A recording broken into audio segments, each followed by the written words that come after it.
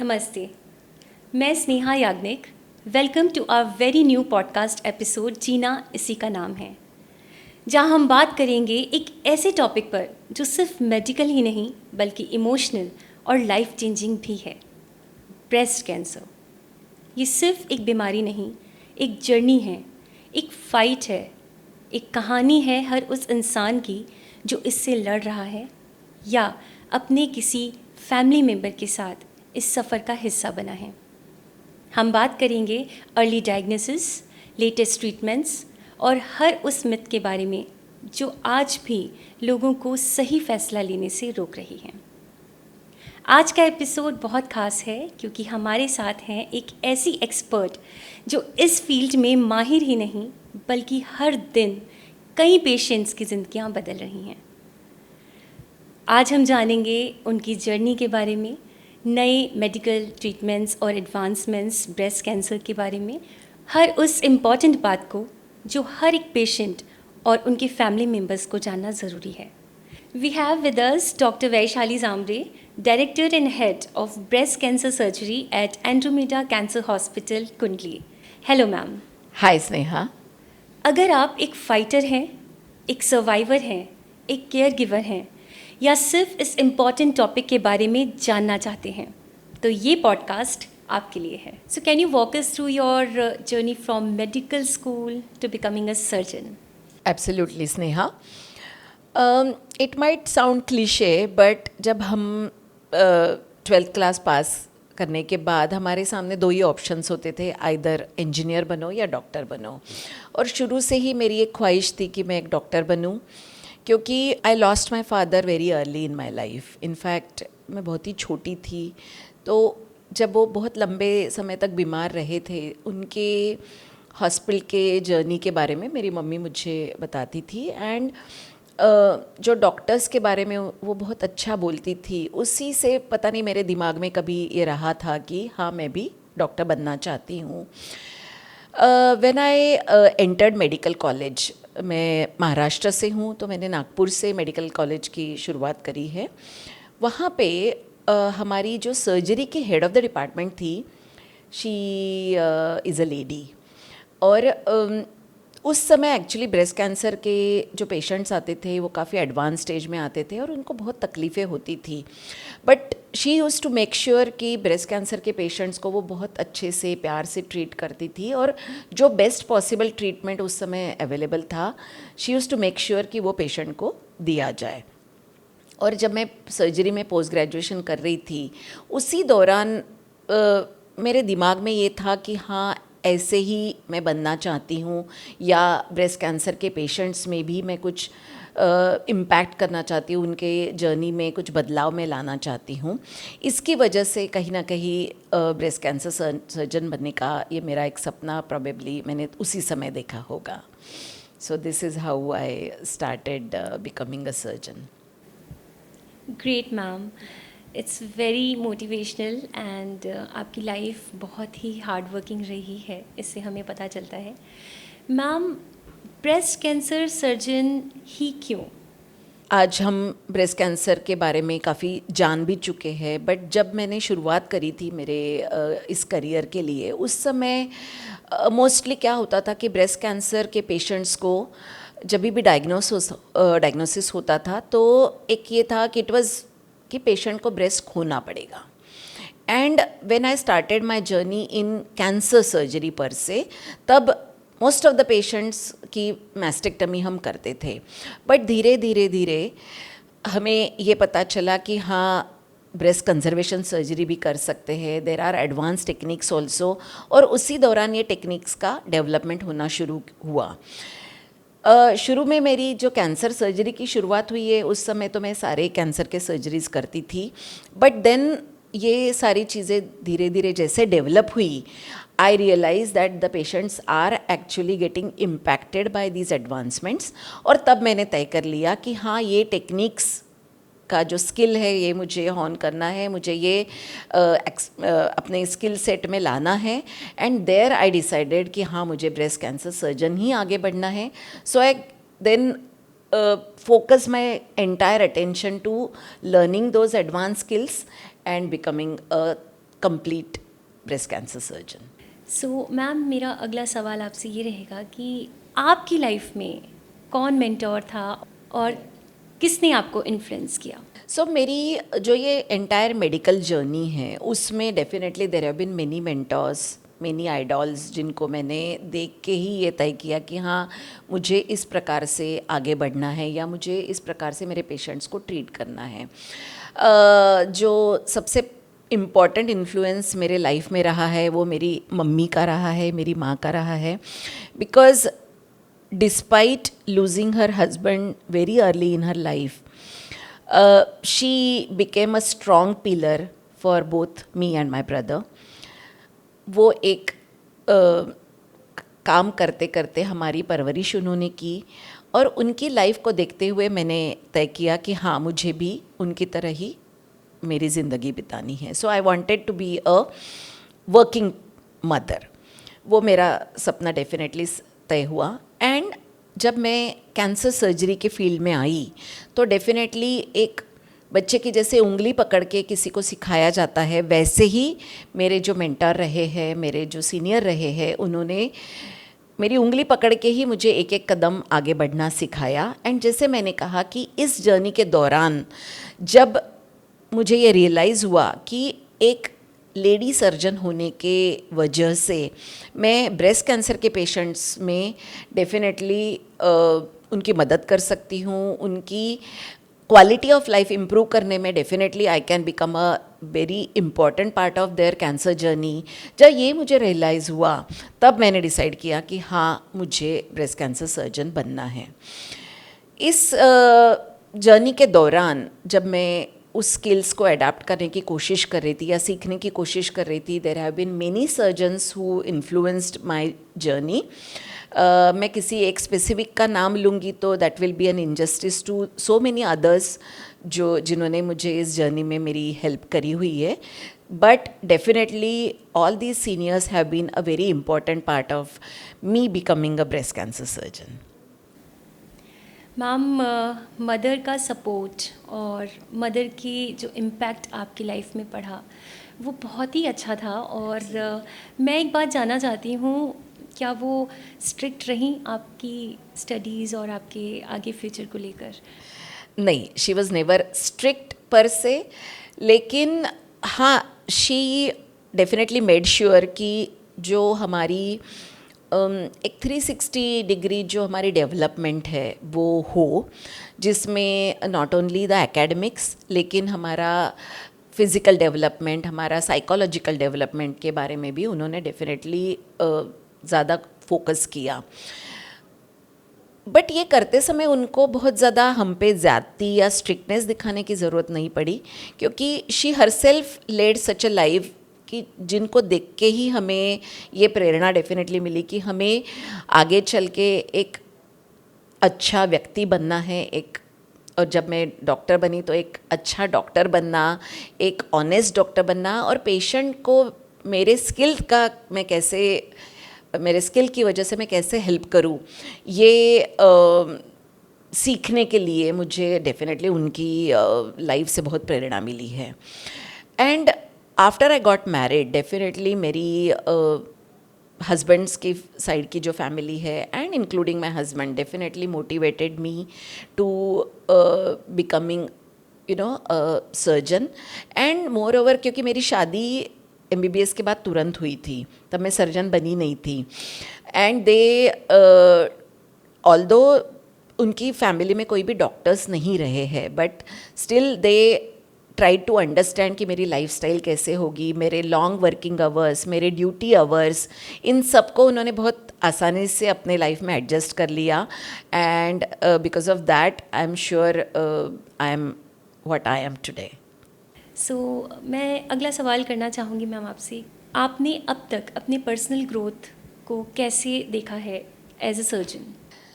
So all throughout this journey so far, every day is a learning process for me. आप patients से सीखते हो, आप आपके मेंटर्स से, आपके सीनियर्स से तो सीखते ही है, लेकिन आप आपके जूनियर्स से भी, आपके डेफिनेटली जो बाकी के कलीग्स हैं जो डॉक्टर्स नहीं हैं, उनसे भी आप काफ़ी कुछ सीखते हैं. So I take every day as a learning challenge for me. Patient से डेफिनेटली मैं ये सीखती हूँ कि कोई भी स्पेशली कैंसर की जो डायग्नोसिस होती है, that's a very life changing diagnosis for them, right. But बहुत सारे पेशेंट्स मेरे शुरू में तो हो सकता है कि काफ़ी नर्वस होते हैं, लेकिन जैसे जैसे उनकी जर्नी आगे बढ़ती है, उनके हिम्मत से या उनके एक फाइटिंग स्पिरिट से मुझे अपने पर्सनल लाइफ में भी काफ़ी इंस्पिरेशन मिलता है. So I would say that I have also personally evolved very significantly in last many years of my journey as a breast cancer surgeon. So what is breast cancer and how does it develop? Breast की जो एक cell है या कोशिका है, उसके अंदर जो डीएनए होता है, अगर डीएनए में कोई बदलाव आया तो वो एक नॉर्मल सेल एबनॉर्मल सेल में बदल जाता है. और ये जो एबनॉर्मल सेल्स है, ये अनकंट्रोल रूप में मल्टीप्लाई होते रहते हैं. उसकी वजह से एक एबनॉर्मल सेल का आप बोलोगे कि एक लंप बन जाता है या गुच्छा बन जाता है, और उसी को हम ब्रेस्ट कैंसर कहते हैं. नॉर्मली ब्रेस्ट के अंदर आइदर मिल्क डक्ट्स होते हैं या मिल्क प्रोड्यूसिंग ग्लैंड्स होती हैं.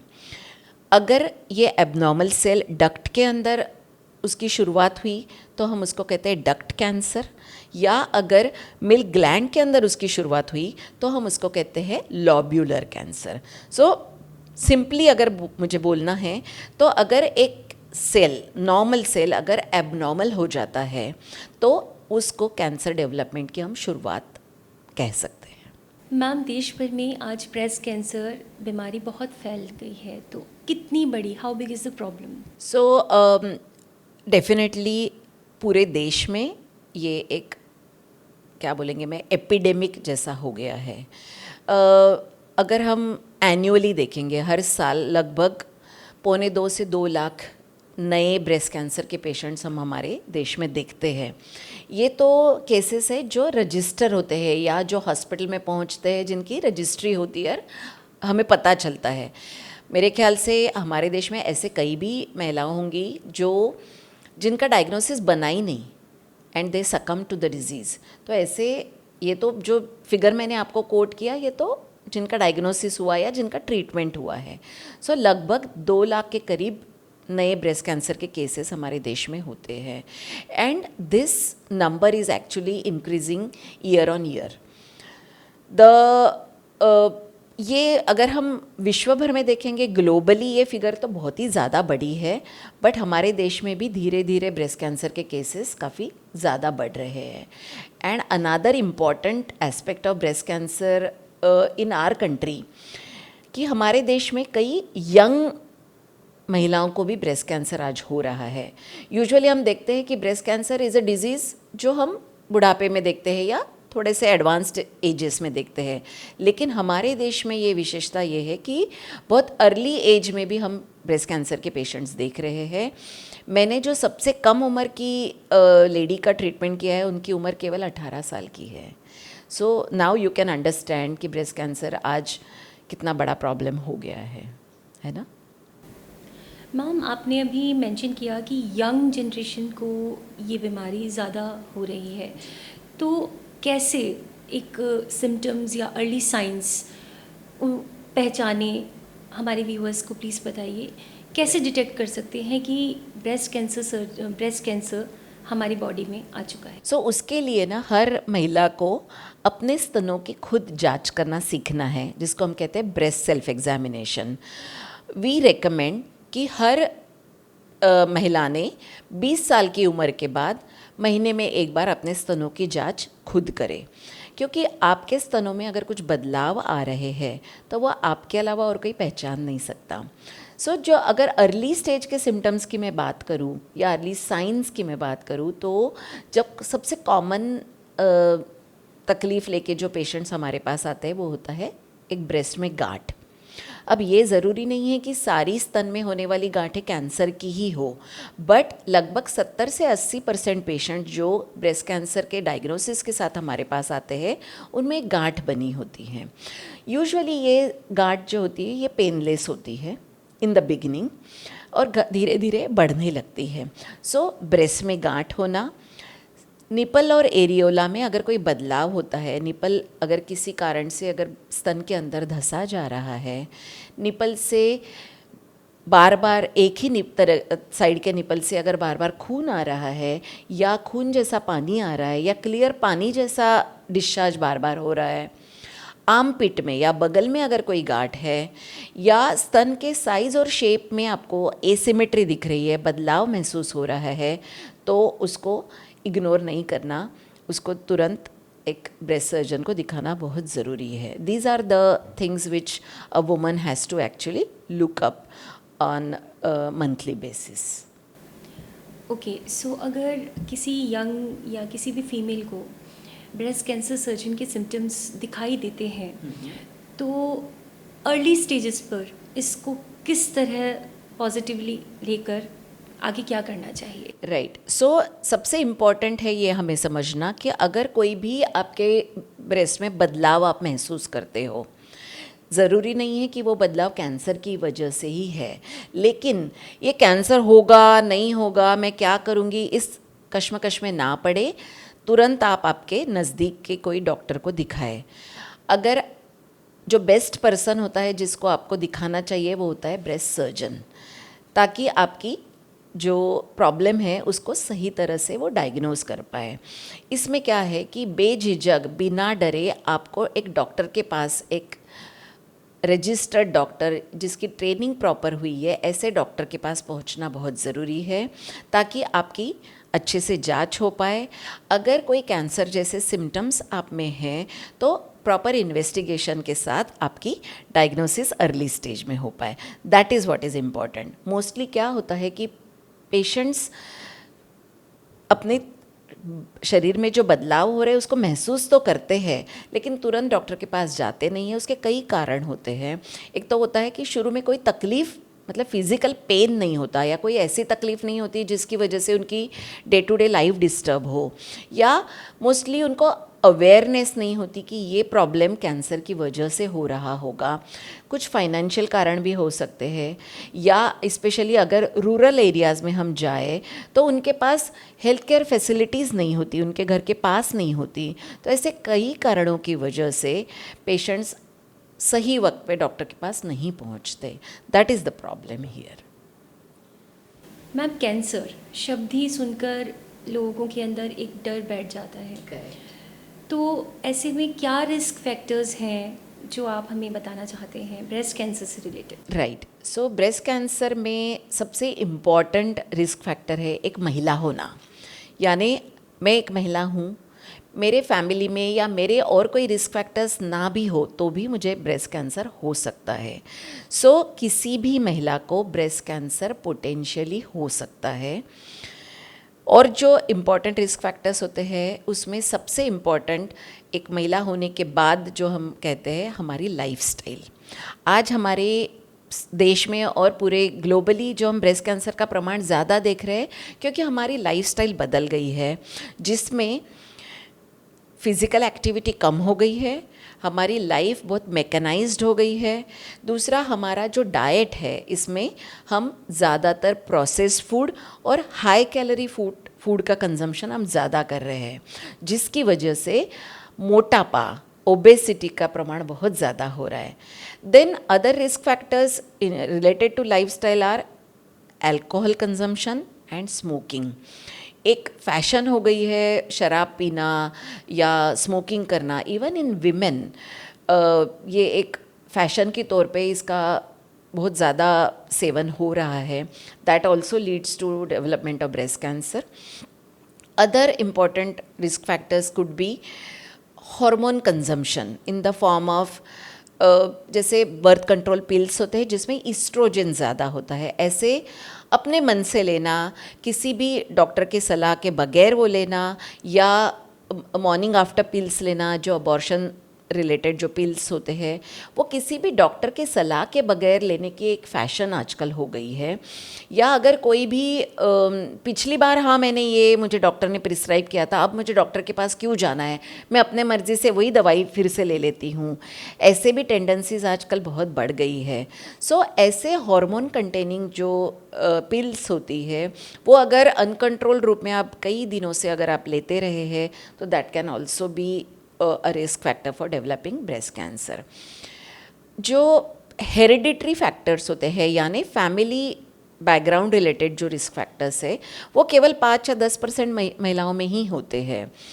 अगर किसी लेडी के फैमिली में 2 या 3 से ज़्यादा ऐसे महिला या पुरुष है जिनमें आइदर ब्रेस्ट कैंसर या प्रोस्टेट का कैंसर जिसको हम गदूद का कैंसर कहते हैं, या कोलोरेक्टल कैंसर बड़ी आंत का कैंसर, या पैनक्रियाज का कैंसर, ओवरी का कैंसर, ऐसे अगर पेशेंट्स है तो उनकी रिस्क फैक्टर ब्रेस्ट कैंसर होने की जो रिस्क है वो बढ़ सकती है। दूसरा, आजकल हम जेनेटिक टेस्ट भी करते हैं। अगर किसी को एक पर्टिकुलर जीन म्यूटेशन उन्होंने अगर अपने बाय बर्थ अपने पेरेंट्स से अगर एक्वायर किया हो, the commonest being BRCA1 and BRCA2, BRCA1 and BRCA2। और भी कई इम्पॉर्टेंट जीन्स होते हैं जिनमें अगर कोई एबनॉर्मेलिटी अगर आपने आपके हेरिडिटरी या आपके बाय बर्थ अगर पेरेंट्स से एक्वायर किए हो तो आपकी ब्रेस्ट कैंसर होने की रिस्क बढ़ सकती है। तो मैम, ब्रेस्ट कैंसर में हम अपनी लाइफस्टाइल को आपने बताया कि चेंज करना बहुत ज़रूरी है। और आजकल जो यंगस्टर्स इतना स्मोकिंग एंड जो भी है अल्कोहल वो बहुत ज़्यादा कंजम्पशन कर रहे हैं उसका। तो ऐसे में जो वर्किंग लेडीज़ हैं उनके लिए बहुत समय तक बैठना, बहुत समय तक वो लॉन्ग वर्किंग आवर्स होते हैं, तो उनके लिए आप क्या कुछ एक सलाह देना चाहती हैं, किस तरह वो अपनी बॉडी को रिवाइव कर सकती हैं, या क्या ऐसा कुछ सिंपल टिप्स आप देना चाहती हैं उनके लिए? सो मैं ये कहना चाहूँगी कि जो हेरिडिटरी रिस्क फैक्टर्स मैंने आपको कहा वो तो आप बदल नहीं सकते या आप आपकी उम्र नहीं बदल सकते, बट जो मॉडिफाइबल रिस्क फैक्टर्स के बारे में मैंने अभी जिक्र किया वो डेफिनेटली आप बदल सकते हैं। उसके लिए मैं ये एक मैसेज देना चाहूँगी कि आपकी जो हाइट और आपकी जो बॉडी वेट है वो आपकी हाइट से प्रोपोर्शनेट होना चाहिए। उसके लिए यानी आप ओबीज़ ना हो या आप के शरीर में मोटापा ना हो, उसके लिए आपको डेली बेसिस पे एक रेगुलर फिज़िकल एक्टिविटी को अडॉप्ट करना बहुत ज़रूरी है। वो physical activity could be walk कर सकते हो, या आप कोई भी स्पोर्ट आप एंजॉय कर रहे हैं तो फॉर एग्जांपल अगर बैडमिंटन, स्विमिंग, व्हाटएवर, आप जो भी एक्टिविटी आप एंजॉय कर सकते हैं and which you will do consistently. At least हफ्ते में 4 या 5 दिन अगर आप आधे घंटे के लिए कोई भी फिज़िकल एक्टिविटी करते हैं तो वो एक इम्पॉर्टेंट फैक्टर हो सकता है आपको एक आपका बॉडी वेट मेंटेन करने के लिए। दूसरा, आपका जो डाइट है उसमें आप प्रोसेस्ड फूड यानी जो आप शेल्फ में रखे हुए जो खाना या रेडीमेड खाना जो होता है उसको आपके डेली लाइफ में कम करें। घर का बना हुआ ताज़ा खाना जिसमें फ्रूट्स, वेजिटेबल्स इसका परसेंटेज ज़्यादा हो, बहुत ज़्यादा हाई कैलोरी डाइट ना हो, ऐसा आपका डेली का डाइटरी अडॉप्ट होना चाहिए।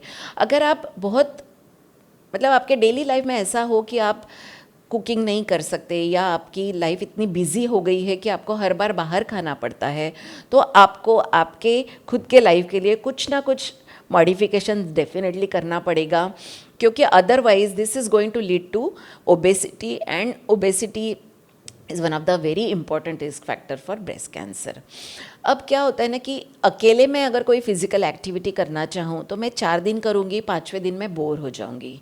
इसलिए मैं हमेशा पेशेंट्स को मेरी सलाह देती हूँ कि आप एक कोई ग्रुप फिज़िकल एक्टिविटी ज्वाइन करें जो आपके एक दूसरे को मोटिवेट भी करेगा and it will help you to do that activity on a consistent manner. इसीलिए group physical activity in the form of dance, swimming lessons या योग ये आप रेगुलरली करें। मैम, आपने मेंशन किया कि आपकी लाइफ में एक ऐसा केस था जो बहुत ही यंग एक गर्ल थी, 18 ईयर्स आपने मेंशन किया, तो क्या रिस्क फैक्टर्स रहे होंगे? Because this is very unexpected it's just she's starting her life, her career is about to start, and now she has breast cancer. So आप प्लीज़ इसमें हमें हमारे व्यूअर्स को बताइए. सो इतने यंग एज में जब ब्रेस्ट कैंसर होता है तो हमारा एक डेफिनेटली हम ये सोचते हैं कि इतने यंग एज में जो हुआ है उसका कारण मोस्टली जेनेटिक एबनॉर्मेलिटी हो सकती है. So right in that case also she was a BRCA1 mutation carrier. इनके फैमिली में उनकी मम्मी को भी कैंसर रहा था और उनकी नानी को भी कैंसर रहा था. एंड ऑब्वियसली जब उनको लंप महसूस हुआ तो कहीं ना कहीं उसके दिमाग में ये हुआ कि कहीं ये कैंसर तो नहीं है. एंड फॉर्चुनेटली फॉर हर वो कॉलेज में तो पढ़ती थी लेकिन वो तुरंत मेरे पास आई. और जब वो आई definitely I saw a lump in her breast, and because of her family background we immediately investigated her. Now she is a 25-year-old lady. She is actually a lawyer now, and she is actually perfectly all right. But ये इसलिए possible हो पाया क्योंकि उनके family background की वजह से she was a little aware कि हाँ मुझे अगर कोई प्रॉब्लम हो तो मुझे तुरंत दिखाना है. That was the way she came to me and we could treat her right on time. Ma'am आपने बताया हमें कि जो 18 इयर्स की आपकी एक पेशेंट थी उनकी तो फैमिली मेम्बर्स के एक लाइफ हिस्ट्री रही है ब्रेस्ट कैंसर से रिलेटेड. बट क्या होगा अगर किसी भी पेशेंट की लाइफ हिस्ट्री ऐसे बैकग्राउंड में कुछ फैमिली मेम्बर्स को कुछ ऐसा ब्रेस्ट कैंसर से रिलेटेड कुछ नहीं है, उन्हें क्या करना चाहिए? सो मैंने ये भी आपको कहा कि फैमिली हिस्ट्री रिलेटेड जो ब्रेस्ट कैंसर्स होते हैं वो केवल 5-10% पेशेंट्स में ही होते हैं, है ना. बाकी के जो ब्रेस्ट कैंसर्स होते हैं उनमें ये हो सकता है कि कोई भी फैमिली बैकग्राउंड ना हो. बट इसीलिए हर व्यक्ति को, हर महिला को ये समझना बहुत ज़रूरी है कि अगर कोई भी उनके स्तनों में कोई भी चेंज अगर वो परसीव करते हैं या बदलाव वो महसूस करते हैं तो बिना डरे कोई भी क्लोजेस्ट डॉक्टर को बहुत ज़रूरी है दिखाना. क्योंकि most of the changes may not be related to cancer, लेकिन ये कैंसर है नहीं है ये अपने ही मन में नहीं रखना है. तुरंत आपको किसी को भी, whether you show it to your physician या गायनेकोलॉजिस्ट या breast surgeon, does not make any difference. लेकिन किसी को भी एक रजिस्टर्ड डॉक्टर को दिखाना बहुत ज़रूरी है. किसी भी चीज़ को, किसी भी बदलाव को इग्नोर नहीं करना होगा. That is what is important. So ignorance is very risky. Absolutely, absolutely. और हर व्यक्ति को कैंसर के जो सिम्टम्स होते हैं, साइंस होते हैं या उसके ट्रीटमेंट के बारे में, उसके डायग्नोस्टिक पाथवे के बारे में अवेयरनेस की बहुत ज़रूरी है. आई थिंक ये जो हमारा पॉडकास्ट हमने इसीलिए तय किया हुआ है कि हम ये जानकारी हर व्यक्ति को देना चाहे कि अगर किसी को भी ये समझ के, ये जानकारी होने के बाद अगर कोई प्रॉब्लम नज़र आती है तो that person should be able to take a wise decision about his or her health, isn't it? That's absolutely right. Yeah. Ma'am जैसा कि आपने हमें बताया कि जिन पेशेंट्स को ऐसा फील होता है कि उनकी बॉडी में चेंजेस आ रहे हैं या कुछ लम्प्स दिखाई दे रहे हैं तो वो तो डॉक्टर के पास इजीली जाते हैं. बट जिनकी बॉडी में कोई चेंजेस नहीं है या कोई लम्प ऐसा नज़र नहीं आ रहा है या फील नहीं हो रहा है तो वो क्या करें? उसके लिए ना हम एक टर्म यूज़ करते हैं जिसको कहते हैं स्क्रीनिंग. स्क्रीनिंग का मतलब होता है कि आपको कोई भी तकलीफ़ नहीं है, आपके शरीर में कोई आप बदलाव नहीं महसूस कर रहे हैं, लेकिन कैंसर की शुरुआत अगर हुई है तो आप किसी टेस्ट द्वारा उसको पता करें. इस स्टेज को हम कहते हैं स्टेज 0 का कैंसर. यानी आपको कोई तकलीफ़ नहीं है फिर भी आपके शरीर में जो कैंसर, स्पेशली ब्रेस्ट का कैंसर शुरुआत हुई है उसको आप डायग्नोज कर पाओ. उस स्क्रीनिंग के लिए कहते हैं के लिए हम करते हैं mammography. Mammography is the test which is done for breast cancer screening. अब वो सारे पेशेंट्स को या सारी महिलाओं को नहीं रिकमेंड की जाती. Usually breast cancer screening by mammography is recommended for women who are older than 45 years of age. सो हमारे देश में हम कोई गवर्नमेंट रिलेटेड गाइडलाइंस नहीं है, बट अगर स्क्रीनिंग के बाद अगर मुझे कोई पूछते हैं तो मैं उनको कहती हूँ कि जिनकी उम्र 45 से ऊपर हुई है उन्होंने हर 2 या 3 साल में एक बार मैमोग्राफी ज़रूर कर लेनी चाहिए। मैमोग्राफी के द्वारा अगर बहुत ही टाइनी एरिया में भी अगर कोई कैंसर की शुरुआत हुई है तो आप उसको पिकअप कर सकते हो, उसको बायोप्सी करके प्रूव कर सकते हैं कि उसमें कैंसर है। एंड जो स्क्रीनिंग रिलेटेड जो कैंसर्स का डायग्नोसिस होता है वो पेशेंट्स 100% ठीक हो जाते हैं। That is the importance of screening. Ma'am, stages की बात करें तो आपने अभी बताया कि ये 0 स्टेज कैंसर हो सकता है, तो ऐसे कितने स्टेजेस हैं कैंसर में, आप प्लीज़ मेंशन करिए ताकि हमारे व्यूअर्स को पता चले कि ब्रेस्ट कैंसर किस स्टेज तक हानिकारक है। सो हम कैंसर, कोई भी कैंसर ले लो, कोई भी कैंसर के हम स्टेज 4 मतलब स्टेज 1, स्टेज 2, स्टेज 3 और स्टेज 4 ऐसे 4 स्टेजेस मानते हैं। ज़्यादातर कैंसर्स स्टेज 1 to 3 में पोटेंशियली ठीक हो सकते हैं। स्टेज 4 के पेशेंट्स जिनको कैंसर, यानी इसका मतलब है कि कैंसर जहाँ से शुरुआत हुई है वहाँ से निकल के शरीर के कई हिस्सों में अगर फैल गया है तो उसको हम स्टेज 4 का कैंसर कहते हैं। और स्टेज 4 के कैंसर में यूजुअली हम कैंसर कंप्लीटली आपका ठीक कर सकते हैं ये दावा नहीं करते, but that does not mean कि स्टेज 4 के कैंसर के पेशेंट्स को हम कोई ट्रीटमेंट नहीं ऑफ़र करते, ऐसा नहीं है। सो यूजुअली अगर बहुत अर्ली स्टेज में कोई भी cancer and specially breast cancer diagnose होता है, फॉर दैट मैटर स्टेज 1 और 2 में अगर डायग्नोज होता है तो पोटेंशियली हम उसको ठीक कर सकते हैं। जैसे जैसे स्टेजेस बढ़ती जाती है, मतलब स्टेज 1, स्टेज 2, स्टेज 3, वैसे वैसे पूरा कंप्लीट क्योर का जो चांस होता है वो धीरे धीरे कम होता जाता है। दैट मीन्स कि स्टेज 1 के डायग्नोसिस में कैंसर लगभग 90 to 95% पूरा ठीक हो सकता है। जैसे जैसे स्टेज बढ़ती जाती है, जैसे फॉर एग्जांपल अगर हम स्टेज 3 के ब्रेस्ट कैंसर के पेशेंट्स की बात करें तो कंप्लीट क्योर का जो रेट है वो 50% तक रह जाएगा।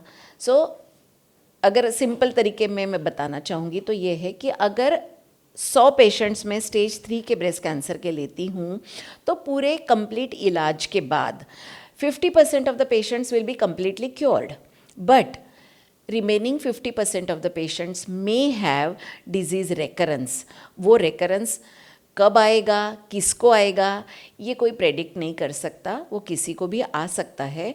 बट हम सारे पेशेंट्स का इलाज ऐसे ही करते हैं कि हमारे पेशेंट्स 100% ठीक हो जाए। मैम, आपके पास जब एक पेशेंट आता है तो आप कैसे उनको डायग्नोस करते हैं, और ये पूरे फेस में टेस्ट से लेकर और क्या भी ज़रूरी जानकारियाँ होती हैं जो आप अपने पेशेंट्स को देते हैं, कितना टाइम लग जाता है इस पूरे फेस को? Right, I think that is a very important question Sneha.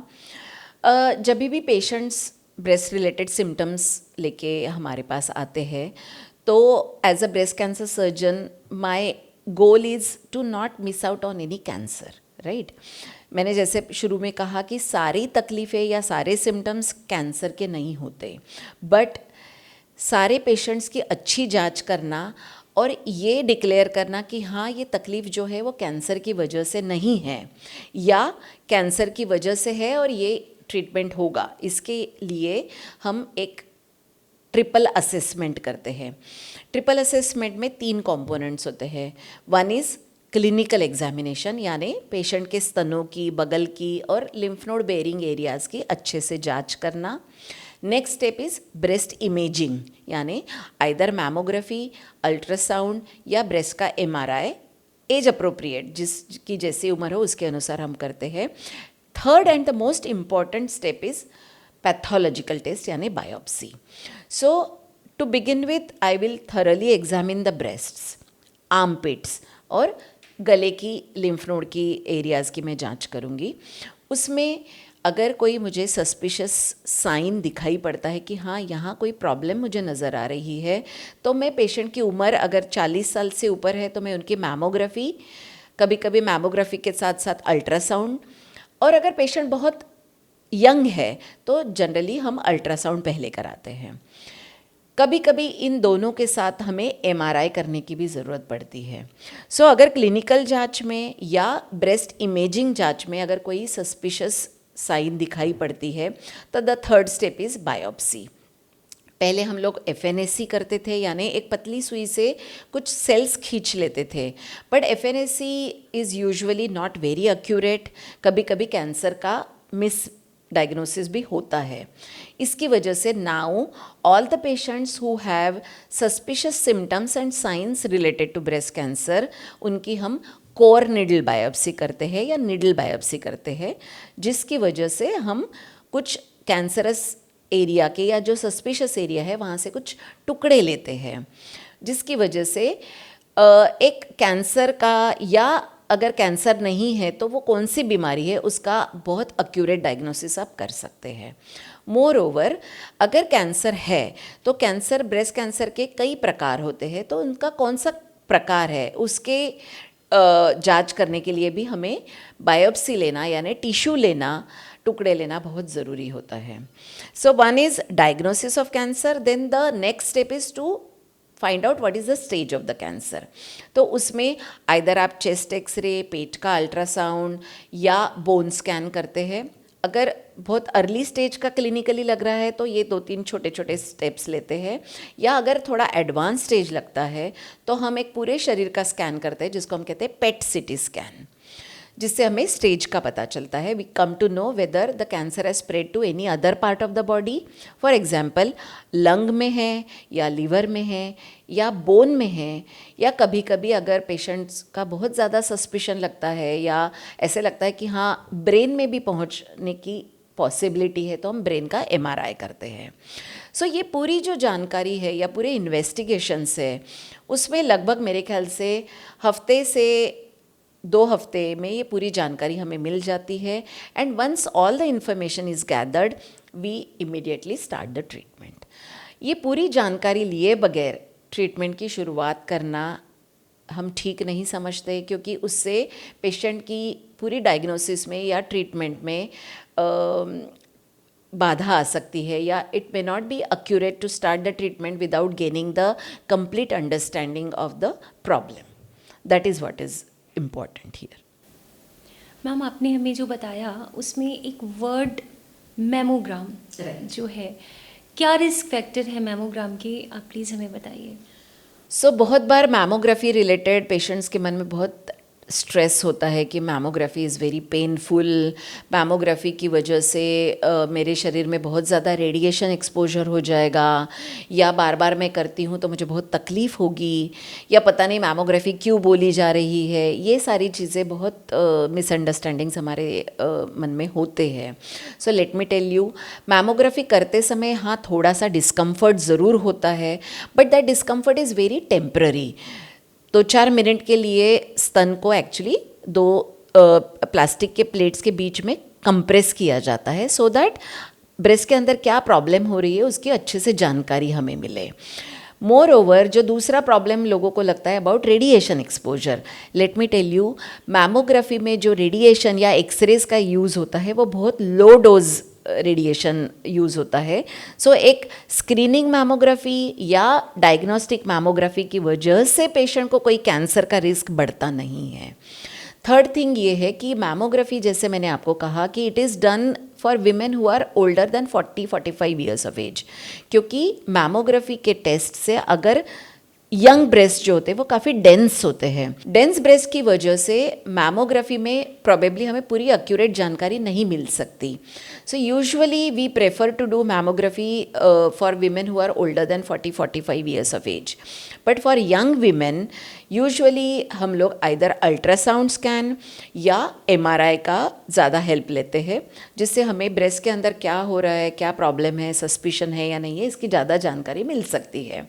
But even in young women अगर बहुत ज़्यादा स्ट्रॉन्ग क्लिनिकल सस्पिशन है तो मैं मैमोग्राफी भी एडवाइस करती हूँ, क्योंकि मैमोग्राफी में एक स्पेशल हमें इन्फॉर्मेशन मिलती है जिसको हम कहते हैं माइक्रो कैल्सिफिकेशंस। जो प्रोबेबली अल्ट्रासाउंड और एमआरआई में हमें वो उसकी जानकारी नहीं मिलती। सो ये माइक्रो कैल्सिफिकेशन यानी कैल्शियम के छोटे छोटे बारीक बारीक अगर डिपॉजिट्स अगर ब्रेस्ट में है तो वो एक कैंसर का शक हमें देता है। स्पेशली जो ना फैलने वाला कैंसर है, नॉन इन्वेजिव कैंसर है, वो उसको डिपिक्ट करता है। And that information can be only taken on mammogram. इसीलिए अगर स्ट्रॉन्ग क्लिनिकल सस्पिशन है तो यंग पेशेंट्स में भी हम मैमोग्राफी करते हैं।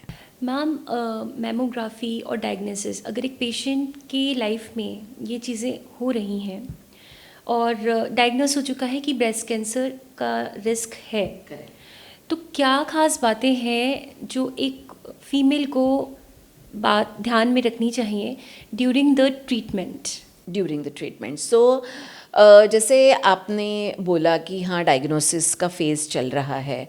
डायग्नोसिस के फेज़ में डेफिनेटली पेशेंट्स को थोड़ा सा पेशेंस रखना बहुत ज़रूरी होता है कि ऑब्वियसली जब भी मैं बायोप्सी या मैमोग्राफी ऐसे शब्द यूज़ करती हूँ या सलाह देती हूँ तो लोगों के मन में एकदम एंग्जाइटी आ जाती है कि पता नहीं क्या होने वाला है।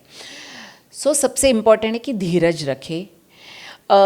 हमें ये टेस्ट इसलिए बोले जा रहे हैं कि हमें डायग्नोसिस एक्यूरेट करना है। अगर कैंसर नहीं है तो I will be more confident to tell you कि हाँ ये कैंसर नहीं है। बट अगर कैंसर है तो I will be confidently able to tell you कि आपका ट्रीटमेंट मैं कैसे कर सकती हूँ।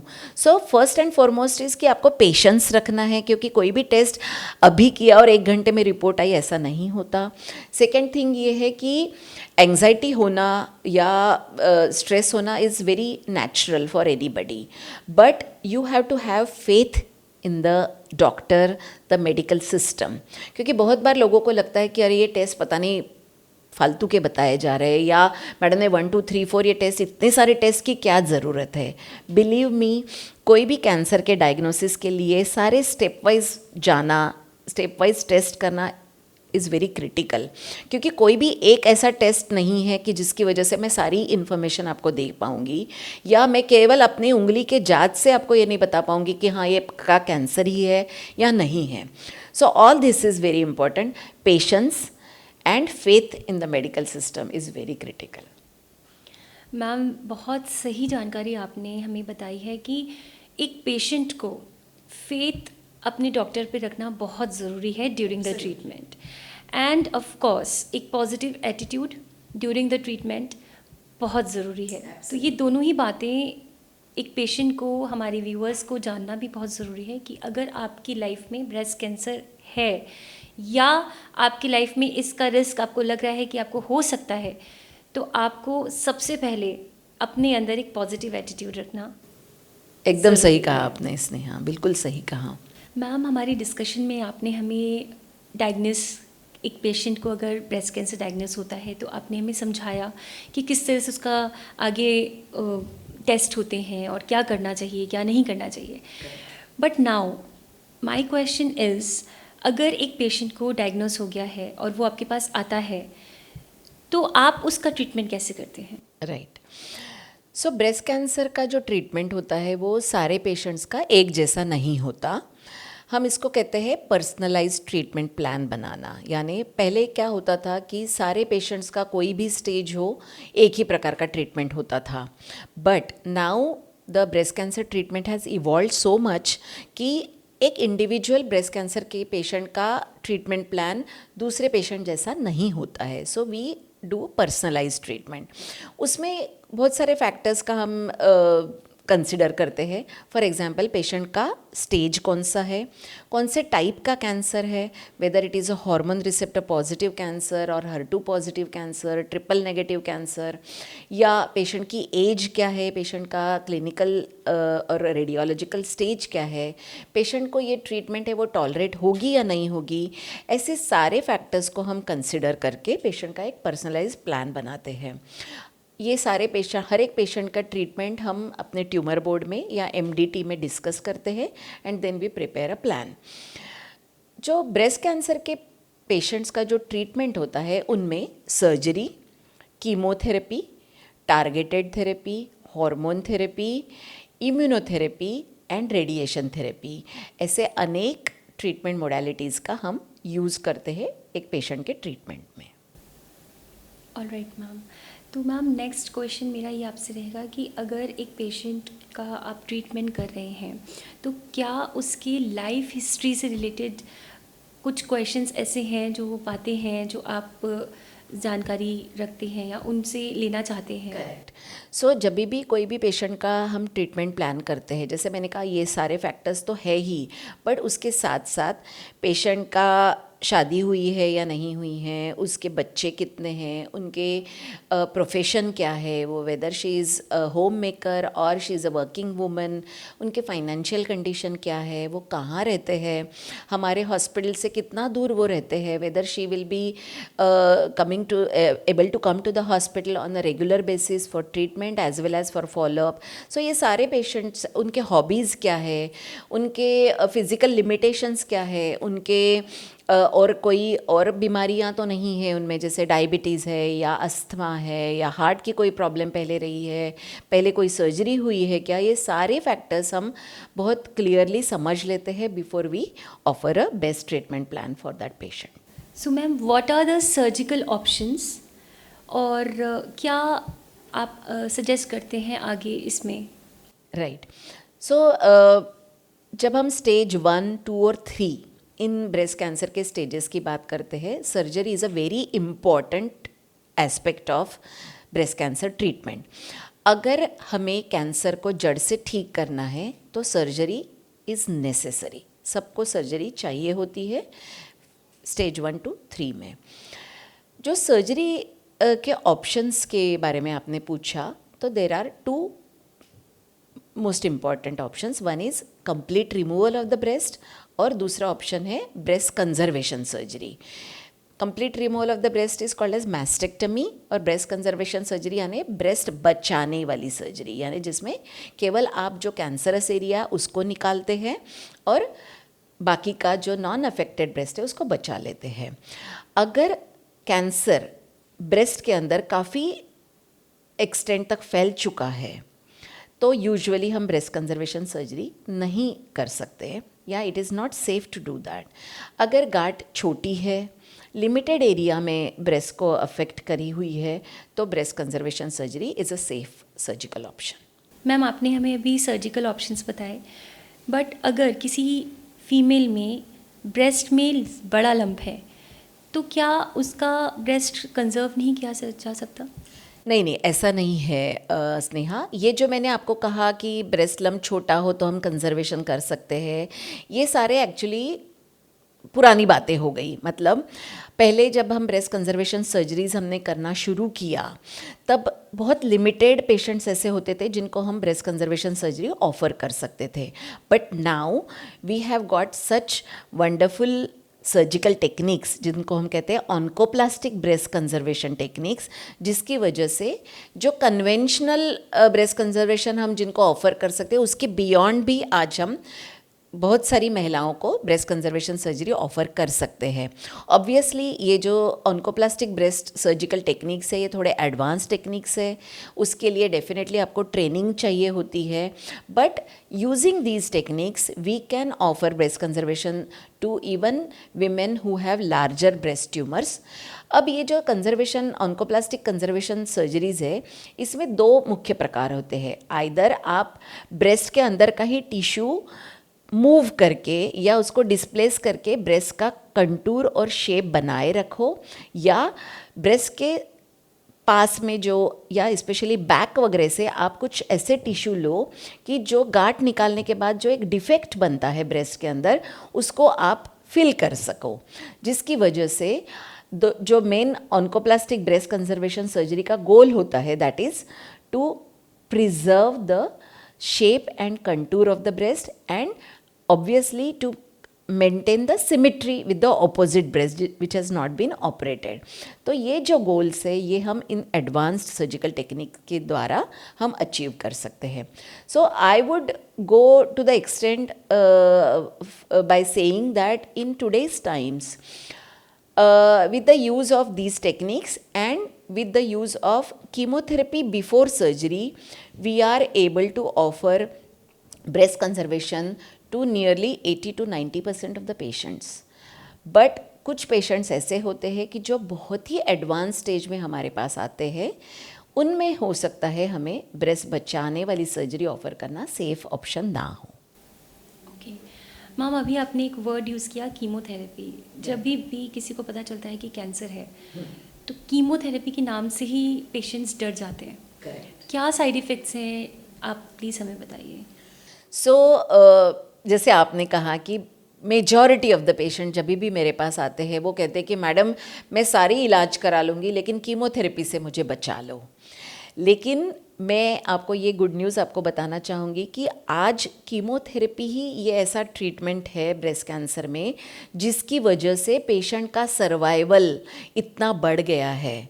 और आज कीमोथेरेपी की जो मेडिसिन है वो इतनी एडवांस आ चुकी है कि पहले जितने साइड इफ़ेक्ट्स होते हैं आज मैं कहूँगी कि बहुत कम साइड इफ़ेक्ट्स आज पेशेंट्स को एक्सपीरियंस करने को लगते हैं। एंड कीमोथेरेपी ये एक डरावनी ट्रीटमेंट बिल्कुल नहीं रही है। कीमोथेरेपी के मेडिसिन्स के साथ साथ कीमोथेरेपी रिलेटेड जो साइड इफ़ेक्ट्स होते हैं उनको कम करने के लिए जो मेडिसिन्स आज अवेलेबल है उनमें भी काफ़ी एडवांसमेंट हो चुकी है। आई वुड से कि जो साइड इफ़ेक्ट्स का प्रोफाइल है वो काफ़ी हद तक कम हो चुका है। बिल्कुल मैं सहन ही नहीं कर पाऊँगी, मैं टॉलरेट ही नहीं कर पाऊँगी, ऐसे कोई भी रहा नहीं है। इवन 80 साल के पेशेंट को भी आज आप बहुत सेफली कीमोथेरेपी दे सकते हैं। जो ज़्यादातर साइड इफ़ेक्ट्स हम देखते हैं उनमें नौजिया हो सकता है, कभी कभी वॉमिटिंग हो सकती है, इंटरमिटेंटली फीवर आ सकता है, इधर कॉन्स्टिपेशन हो सकता है या लूज़ मोशंस हो सकते हैं, थोड़ा सा इन्फेक्शंस जल्दी होने की एक रिस्क बढ़ सकती है। जो सबसे मेरे ख्याल से एक लेडी के लाइफ में जो एक बहुत उनको डिस्ट्रेसफुल साइड इफ़ेक्ट लगता है वो हेयर लॉस। हाँ, definitely hair loss is a very distressful side effect which women actually don't look forward to, उनको बहुत उससे तकलीफ़ होती है। हाँ, ये ज़रूर है कि हेयर लॉस होता है और आज ब्रेस्ट रिलेटेड जो कीमोथेरेपी उन सारे पेशेंट्स को हेयर लॉस होता है।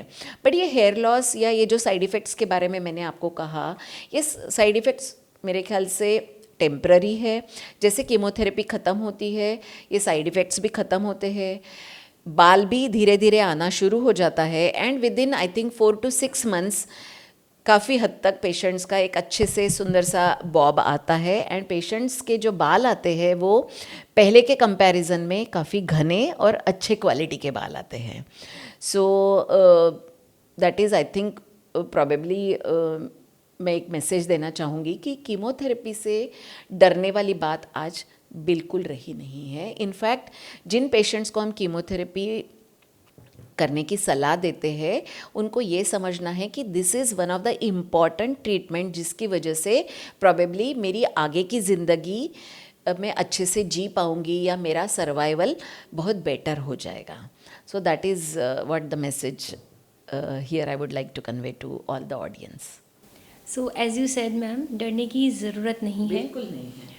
और हेयर लॉस होता है बट आपकी सुंदरता आपको वापस मिल जाएगी कुछ टाइम बाद। बस एक फाइट है जो आपको लड़नी है। करेक्ट। इस दौरान अगर हेयर लॉस हो रहा है तो इतने सारे ऑप्शंस आज हमारे पास है। आप जो कीमोथेरेपी के पहले ही अगर आपके बाल लंबे हैं तो अपने खुद के बालों का आप विग बना सकते हो, या आजकल बाज़ार में इतने अच्छे अच्छे विग्स आते हैं कि वो आप अगर पहन के जाते हैं तो पता भी नहीं चलता किसी को कि आपने विग पहना हुआ है।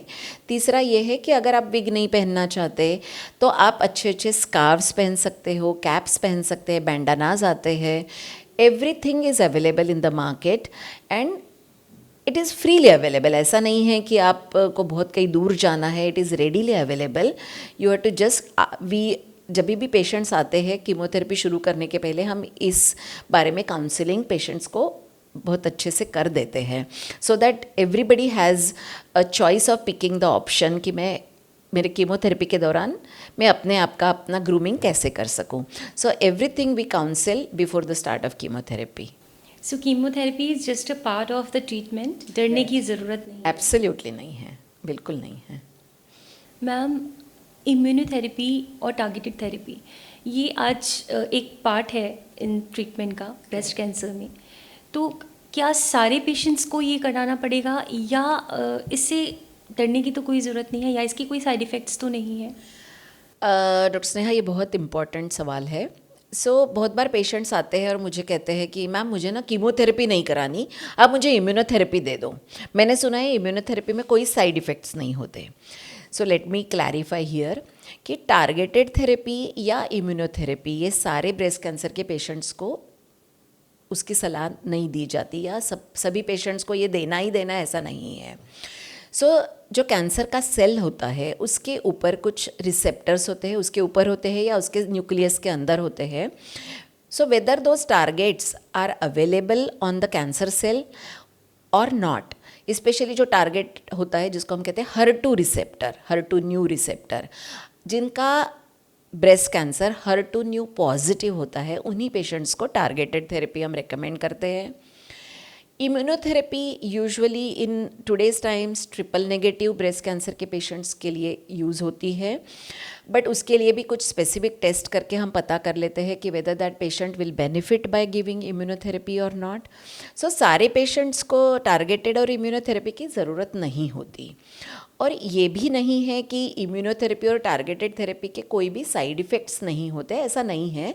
बट डेफिनेटली कीमोथेरेपी के कंपैरिजन में immunotherapy and targeted therapies are very well tolerated treatment. जो भी साइड इफ़ेक्ट्स होते हैं वो बहुत माइनर होते हैं। But let me tell you कि immunotherapy and targeted therapy should not be considered as an option to chemotherapy. जहाँ वो ज़रूरी है वो कीमोथेरेपी के साथ साथ targeted therapy and immunotherapy are administered और रिकमेंडेड। ओके मैम, ये तो हुई टारगेटेड और इम्यूनोथेरेपी की बात। एक और थेरेपी का नाम मैंने बहुत सुना है, दैट इज़ रेडिएशन थेरेपी। और लोग बहुत डरते हैं कि रेडिएशन थेरेपी में जाएंगे तो वो एक हार्मफुल लाइट्स होगी, उससे हमारे स्किन डैमेज हो जाएंगे। तो क्या बेनिफिट्स हैं इसके और क्या साइड इफ़ेक्ट्स हैं, प्लीज़ हमें बताइए। राइट। रेडिएशन रिलेटेड ये जो आपने कहा कि स्किन जल जाएगी, मुझे जला दिया, ये सारे एक्चुअली पेशेंट्स के मन में ये होता ही है। रेडियोथेरेपी, जैसे मैंने आपको कहा कि ब्रेस्ट कैंसर में 3 इम्पॉर्टेंट ट्रीटमेंट्स है, सर्जरी, कीमोथेरेपी एंड रेडिएशन। उसमें सर्जरी और रेडियोथेरेपी ये लोकल थेरेपी है, यानी ब्रेस्ट वाले एरिया को दिया जाता है। सर्जरी भी आप ब्रेस्ट की करते हैं और रेडिएशन भी आप ब्रेस्ट को या ब्रेस्ट हटाने के बाद चेस्ट वॉल को देते हैं। इसके विपरीत जो कीमोथेरेपी या टारगेटेड थेरेपी, इम्यूनोथेरेपी की हमने बातें करी, ये इसको हम कहते हैं सिस्टमिक थेरेपी, यानी पूरे शरीर में ये दवाइयाँ इंट्रावीनस रूट द्वारा पहुंचाई जाती है। Radiotherapy is a local treatment. Radiotherapy यानी एक्सरे द्वारा जो कैंसर के सेल से उनके ऊपर अटैक किया जाता है। सिंपल रूप में अगर हम कहें तो मशीन होती है आजकल जो रेडियोथेरेपी पूरे दुनिया भर में एडमिनिस्टर की जाती है, जिसको कहते हैं लीनियर एक्सीलरेटर। लीनियर एक्सीलरेटर ये एक मशीन है जिसके द्वारा रेडिएशन डिलीवरी होती है पर्टिकुलर एरिया को।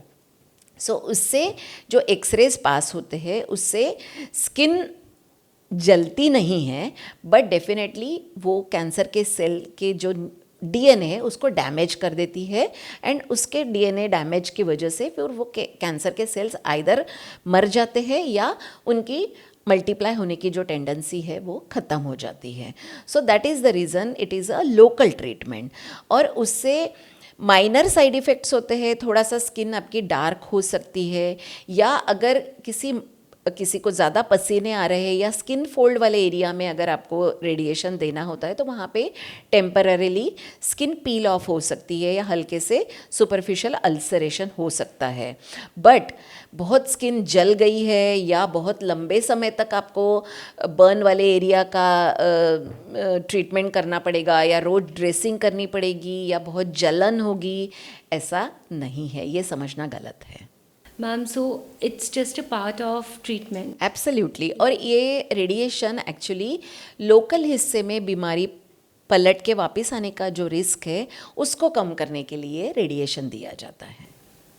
बहुत इम्पॉर्टेंट जानकारी आपने हमें दी है, मैं व्यूअर्स को, कि कोई भी थेरेपी, चाहे वो कीमोथेरेपी हो, चाहे वो रेडिएशन थेरेपी हो या अदर, किसी से भी डरने की ज़रूरत नहीं है, साइड इफ़ेक्ट्स होते हैं बट ये एक पार्ट है ट्रीटमेंट का। करेक्ट। सो आज ब्रेस्ट कैंसर की जो पूरी ट्रीटमेंट है उसमें हमारा फोकस कैंसर के ट्रीटमेंट के साथ साथ पेशेंट की क्वालिटी ऑफ लाइफ हम कैसे मेंटेन करें, इस पे बहुत ज़्यादा हम फोकस देते हैं। So all the modalities of treatment are designed और दे हैव इवॉल्व इन सच अ वे कि पेशेंट की ट्रीटमेंट के दौरान भी और ट्रीटमेंट के बाद भी जो एक day to day quality of life है उसको हम मेंटेन कर सके या कभी कभी एनहांस भी कर सकें। मैम, हमने बात करी सारी थेरेपीज़ के बारे में, बट आप कितना ड्यूरेशन लगता है हमें बताइए पूरे ट्रीटमेंट में, और एक बार ट्रीटमेंट जब हो जाता है तो फ्यूचर के लिए क्या कितने लंबे समय तक मेडिसिन्स चलती हैं? प्लीज़ हमारे व्यूअर्स को ये जानकारी दीजिए।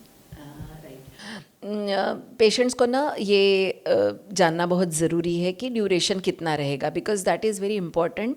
उनकी जो कभी कभी जॉब्स रिलेटेड आपको कुछ मॉडिफिकेशंस करने पड़ते हैं, पेशेंट के फैमिली मेम्बर्स को हो सकता है ट्रीटमेंट के दौरान उनके साथ रहने के लिए छुट्टी एडजस्ट करनी पड़े, ये सारी चीज़ें करनी पड़ती है। सो ये जो सवाल है, I think this is very important.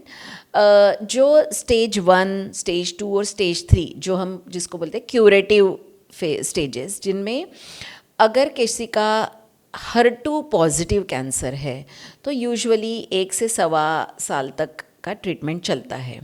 But अगर किसी का HER2 नेगेटिव कैंसर है, यानी हार्मोन रिसेप्टर पॉजिटिव और HER2 नेगेटिव कैंसर है या ट्रिपल नेगेटिव कैंसर है, तो यूजुअली 7-8 महीने में ट्रीटमेंट ख़त्म हो जाता है, जिसमें आइदर पहले सर्जरी होगी, बाद में कीमोथेरेपी और रेडिएशन होगा, या कभी कभी जैसे मैंने आपको पहले भी कहा कि कभी कभी हम कीमोथेरेपी पहले करते हैं, उसके बाद सर्जरी करते हैं, उसके बाद अगर ज़रूरत पड़ती है तो रेडिएशन देते हैं। बट ये जो HER2 टारगेटेड ट्रीटमेंट होती है, ये पूरा ट्रीटमेंट ख़त्म होने के बाद भी ऑलमोस्ट पूरा 1 सवा साल तक ये हर 21-21 दिन में ये HER2 टारगेटेड मेडिकेशन देनी पड़ती है। सो ऑन एन एवरेज 1 से सवा साल तक आपका ट्रीटमेंट चलता है। जो दूसरा सवाल है कि क्या बहुत लंबे समय तक मेडिसिन्स खानी पड़ती है क्या, जिनका hormone receptor positive breast cancer है, ऐसे महिलाओं में हम लोग एंटी हार्मोन यानी एंटी इस्ट्रोजन जो टैबलेट्स देते हैं वो 5 से 7 साल तक रेगुलर बेसिस पे डेली खानी पड़ती है। कुछ नए रिपोर्ट्स ऐसे भी आए हैं जिनमें ये भी देखा जा रहा है कि अगर पेशेंट्स की टॉलरेंस अच्छी है तो आप इन मेडिकेशंस को, ये टैबलेट्स को 10 साल तक भी कंटिन्यू कर सकते हैं।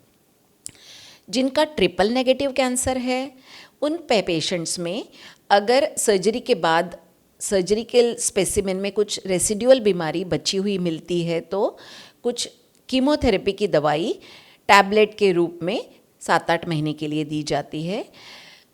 जिनका BRCA1 या BRCA2 पॉजिटिव है या those patients have genetic mutations, उनमें एक ओलापेरिब नाम की एक दवाई दी जाती है, वो ट्रीटमेंट ख़त्म होने के बाद 1 साल तक टैबलेट के रूप में दी जाती है। ये तो हो गया क्यूरेटिव स्टेज में। जिनको स्टेज 4 का कैंसर है या मेटास्टैटिक कैंसर है, उनमें ट्रीटमेंट का ड्यूरेशन डिफाइंड नहीं होता है, उनमें ट्रीटमेंट चलता जाता है। यूजुअली कीमोथेरेपी या सिस्टमिक थेरेपी ही दी जाती है। स्टेज 4 के पेशेंट्स में हम सर्जरी आमतौर पे नहीं करते हैं या उसका कोई फ़ायदा नहीं होता, और ये ट्रीटमेंट जब तक चलता रहता है जब तक पेशेंट्स की बीमारी उसको रिस्पॉन्ड कर रही है वो ट्रीटमेंट को, या अगर कोई बहुत मेजर साइड इफ़ेक्ट्स नहीं है या पेशेंट्स टॉलरेट कर रहे हैं, तब तक आपको ये ट्रीटमेंट कंटिन्यू करनी होती है। अगर ऐसा लगता है कि स्टेज 4 के पेशेंट्स में अगर ऐसा लगता है कि नहीं, ये बीमारी ट्रीटमेंट को रिस्पॉन्ड नहीं कर रही है, तो लाइन ऑफ ट्रीटमेंट बदली जाती है। या अगर ऐसा लगता है कि नहीं, पहले रिस्पॉन्ड कर रही थी बट अब दोबारा ये बीमारी डेवलप हो रही है, रिकर कर रही है, तो उस स्टेज में भी आपको ट्रीटमेंट मॉडिफाई करना पड़ता है।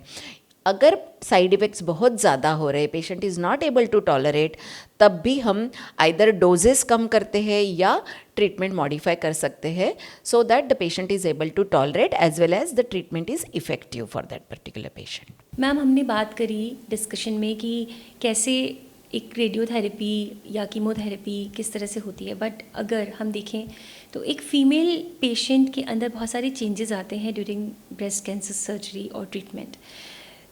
तो हेयर लॉस होता है और ब्रेस्ट, आपने हमें बताया जैसे ब्रेस्ट कंजर्वेशन या ब्रेस्ट रिमूवल, तो इतने सारे बॉडी में चेंजेस आने के बाद कैसे इमोशनल स्ट्रेस मैनेज करना है, आप प्लीज़ हमें बताइए।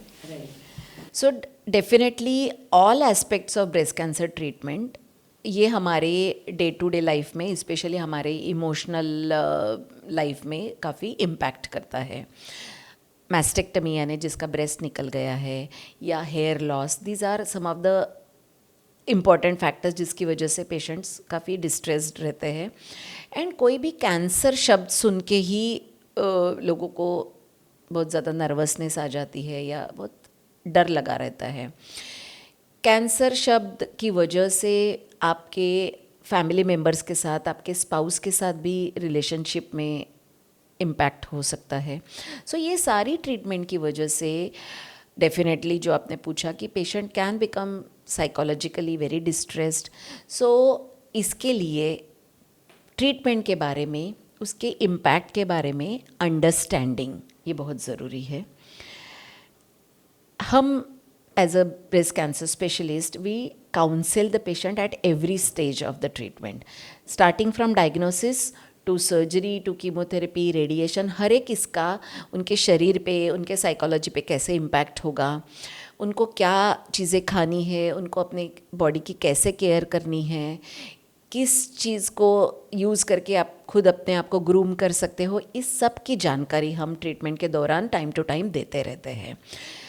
इस स्पेशली ये होता है कि पेशेंट को, जैसे शुरू में भी मैंने कहा कि कोई भी ट्रीटमेंट में या हेल्थ केयर सिस्टम में भरोसा रखना is one of the basic foundation of a success of the treatment.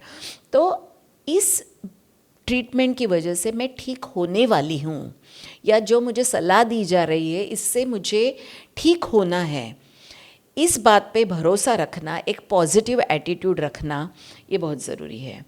और मैं मेरे सारे पेशेंट्स को ये बहुत इनकरेज करती हूँ कि किसी स्टेज में अगर आपको कोई प्रॉब्लम लगती है या आपके मन में कोई डाउट्स है किसी ट्रीटमेंट के बारे में, या इसके साइड इफ़ेक्ट्स क्या होंगे या क्या होगा, ये आप आपके ब्रेस्ट कैंसर स्पेशलिस्ट के साथ बेझिझक डिस्कस करिए। कोई भी चीज़ मन में नहीं रखिए। And specially I would always encourage कि कोई भी सोशल मीडिया पे जाके या गूगल पे या यूट्यूब पे इसके रिलेटेड जो जानकारी आजकल कोई भी देता है उसके इन्फ्लुएंस में ना आए। आपकी जो जानकारी होनी चाहिए कोई भी स्पेशलिस्ट के मुंह से ही आनी चाहिए जो आप you are trying to understand. Don't believe on any information which is an unauthenticated information. और एक, जैसे मैंने कहा कि कोई भी दो पेशेंट का ट्रीटमेंट एक जैसा नहीं होता। सो इस बात पे भी भरोसा रखिए कि अगर मेरी मासी का ट्रीटमेंट ऐसे हुआ था तो मेरा ऐसा क्यों नहीं हुआ। ये आपको समझना है कि you are an individual, you are a special person. आपका ट्रीटमेंट, आपके डॉक्टर्स आपके सारे फैक्टर्स को कंसिडर करके ही प्लान करेंगे। सेकेंड थिंग, इस ट्रीटमेंट के दौरान जैसे मैंने कहा कि एक्सटर्नल चीज़ें जैसे ब्रेस्ट प्रोस्थेसिस है या विग्स है या स्कार्व्स है, इसका यूज़ करके तो आप अपने आप को एक अच्छी तरह से प्रेजेंट कर सकते हैं सोसाइटी में। एट द सेम टाइम आपके साइकोलॉजिकल हीलिंग के लिए आप योग कर सकते हैं, आप मेडिटेशन कर सकते हैं, आप म्यूज़िक थेरेपी का इस्तेमाल कर सकते हैं। There are so many other healing modalities. आप प्रे कर सकते हैं। जो भी चीज़ों से आपको मन की शांति मिलती है, आपको मन का सुकून मिलता है, इन चीज़ों का आप यूज़ कर सकते हैं। And when it comes to the relationships आपके फैमिली मेम्बर्स के साथ, आप ये मत रखिएगा कि मेरी जो तकलीफ़ है ये आपके सामने वाला व्यक्ति बिना बोले समझ जाएगा। ऐसा नहीं है। बिकॉज़ आपके मन में क्या चल रहा है, आपको फिज़िकली क्या तकलीफ़ें हो रही है, जब तक आप आपके फैमिली मेम्बर्स के साथ, आपके स्पाउस के साथ नहीं शेयर करेंगे तब उनको नहीं पता चलेगा कि आपको किस टाइप के सपोर्ट की ज़रूरत है। सो आपके डॉक्टर्स के साथ, आपके हेल्थ केयर अदर वर्कर्स जो होते हैं आपके हॉस्पिटल में, आपके फैमिली मेम्बर्स, आपके फ्रेंड्स, या दूसरा एक और चीज़ इम्पॉर्टेंट चीज़ है सपोर्ट ग्रुप। आपके जैसी जर्नी जिन्होंने तय करी हुई है उनके एक्सपीरियंस से भी आपको बहुत ज़्यादा साइकोलॉजिकल सपोर्ट मिल सकता है। So in today's times, no cancer patient can be an isolated person. There is so much of help available, and कोई भी हॉस्पिटल में अगर आप जाओगे तो आपको इन्फॉर्मेशन लीफलेट्स प्रोवाइड किए जाते हैं। All these informations and discussion with the doctors, with the other healthcare workers, with support groups, with other patients who have gone through this journey, you will definitely get information as well as a tremendous psychological support to go through this breast cancer treatment. Ma'am आपने support group के बारे में बात करी, क्या है ये support group? Please थोड़ा सा हमें ब्रीफ में बताइए। Correct. So support group is a very important part of breast cancer journey, I would say. So जिनका पेशेंट का ट्रीटमेंट हुआ है, जिन्होंने ये पूरा ट्रीटमेंट के साइड इफ़ेक्ट्स और ये सारा एक्सपीरियंस अनुभव किया है, उनका हम एक सपोर्ट ग्रुप बनाते हैं। सो मेरे भी सारे पेशेंट्स आज तक जिनको मैंने ट्रीटमेंट किया है उनका मैंने एक सपोर्ट ग्रुप बनाया है, एक हमने व्हाट्सएप ग्रुप बनाया है जिस पे हम नए पेशेंट्स को जैसे इनका डायग्नोसिस हुआ है उनको एनरोल करते हैं, उनका नंबर हम उसमें ऐड करते हैं, सो दैट अगर सपोज़ सारे पेशेंट्स की हर मोमेंट पे मैं उनकी डिफ़िकल्टीज़ को या डाउट्स को सॉल्व अगर नहीं कर पाऊँगी तो उस सपोर्ट ग्रुप में वो अपना डिफ़िकल्टी या अपने प्रॉब्लम्स शेयर करते हैं। And the people who have already undergone this treatment या already experience this kind of journey, वो अपने एक्सपीरियंस के अनुसार उनको गाइड करते हैं। सेकेंड थिंग, ये तो हो गया आप डिजिटल प्लेटफॉर्म में कर रहे हो। एट रेगुलर इंटरवल्स हम उन सबको इकट्ठा करते हैं, उनकी कोई फिज़िकल फन एक्टिविटीज़ करते हैं, सो दैट अगर कोई किसी को मन में स्ट्रेस है तो एक गेट टुगेदर, एक पिकनिक हो जाती है, उसके साथ साथ आप ये ट्रीटमेंट रिलेटेड स्ट्रेस है आप उसको भूल जाते हो। So support group is a very critical aspect of your journey for breast cancer treatment, and even the life after your breast cancer treatment can be impacted in a very positive way by interacting on the support groups. So I definitely encourage every person who has been diagnosed with breast cancer to join a support group. All right ma'am, breast cancer होना एक female की life में उसके self confidence को बहुत ज़्यादा लो कर देता है। Correct. तो ऐसे में कितना ज़रूरी है फैमिली सपोर्ट?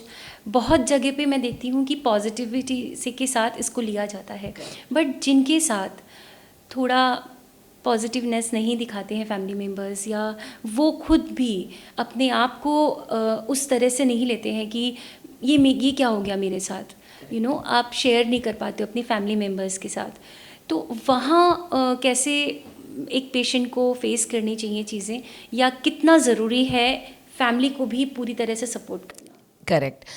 सो ब्रेस्ट कैंसर का डायग्नोसिस और पूरा ट्रीटमेंट ये केवल एक अकेले उस कैंसर के पेशेंट की जर्नी नहीं है, उसके फैमिली मेम्बर्स की भी जर्नी है, उसके फ्रेंड्स की भी जर्नी है, उसके आसपास में जो सारे लोग हैं उनकी सारी जर्नी है। And that journey becomes pleasant experience कि तभी हो सकता है ये कि अगर ये सारे लोग एक दूसरे से साइकोलॉजिकली अलाइन हो। उसके लिए अवेयरनेस, ट्रीटमेंट के बारे में जानकारी होना ये बहुत ज़रूरी है, because I have seen lot of women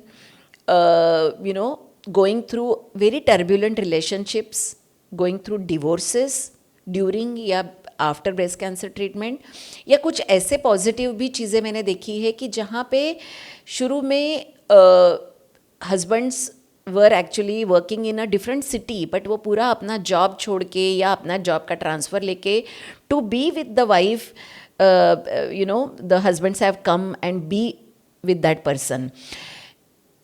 patient के बच्चे, पेशेंट के दूसरे फैमिली मेम्बर्स को भी ये अवेयरनेस होना ज़रूरी है कि this cancer is just a journey. It is not कि that is the end of life. So having faith in the treatment, not only for the patient but for the other people in her life is very important. क्योंकि जब तक ये ना हो कि ये cancer पूरा ठीक हो सकता है और उस दौरान उस पेशेंट को at every step psychological, physical as well as financial help की ज़रूरत होगी, ये सब पास के उसके फैमिली मेम्बर्स को और फ्रेंड्स को समझना बहुत ज़रूरी है. ऐसा भी हो सकता है कि एक वर्किंग लेडी है जिसकी ब्रेस्ट कैंसर का ट्रीटमेंट चल रहा है, she is unwell during chemotherapy, she is not able to cook for her young children. तो ऐसे में अगर कोई फ्रेंड उसको खाना पहुंचा दे या उसके बच्चों को बेबी सिटिंग करे या उनको स्कूल में ले जाए या उनके हॉबी क्लासेस में ले जाए, छोटी छोटी हेल्प्स आप उस दौरान कर सकते हैं. सो नॉट ओनली आप इमोशनल सपोर्ट उससे प्रोवाइड कर सकते हो, बट पूरी जो उनकी ट्रीटमेंट का जो फेज़ है उसको कंफर्टेबल होने में आप उनका बहुत हेल्प कर सकते हो. So I think friend, family play a very very important role in women's life during breast cancer treatment. Ma'am, अभी आपने चिल्ड्रन की बात करी तो मेरे माइंड में एक सवाल आ रहा है कि कितना ब्रेस्ट कैंसर जब एक फ़ीमेल में होता है तो ये ब्रेस्ट कैंसर जब एक फ़ीमेल में होता है तो फर्टिलिटी और प्रेगनेंसी को कैसे ये इफ़ेक्ट करता है. और मैंने सुना है कि बहुत ऑर्थोडॉक्स फैमिली होती हैं, बच्चा करके क्या करोगी, तुम्हें तो ब्रेस्ट कैंसर है.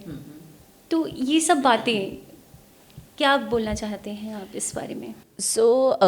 यस, जैसे हमने कहा कि आज हम बहुत यंग पेशेंट्स में भी ब्रेस्ट कैंसर देख रहे हैं.